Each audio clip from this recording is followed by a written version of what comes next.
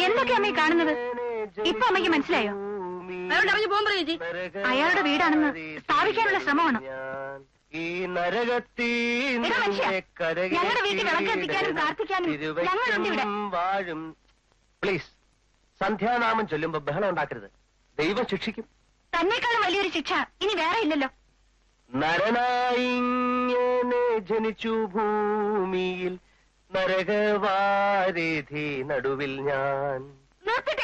ഈ നരകത്തിൽ നിന്നെ നാമം ചെല്ലുമ്പോ ശല്യം ചെയ്ത ദൈവം കോപിക്കും. അമ്മ ഇന്ന് ഉണ്ടായിരിക്കും. നീ ഞാൻ പറയുന്നൊന്ന് കേൾക്കുമോളെ. അതിന് നാമം ചൊല്ലിക്കഴിഞ്ഞ് നമുക്ക് സ്വൈര്യമായിട്ട് സംസാരിക്കാമല്ലോ. ഇങ്ങോട്ട് വന്നേ. ശംഭോ മഹാദേവ. ശിവശംഭോ ശംഭോ ശിവശംഭോ. നരനായിങ്ങനെ ജനിച്ചു ഭൂമിയിൽ, നരകവാരിധി നടുവിൽ ഞാൻ.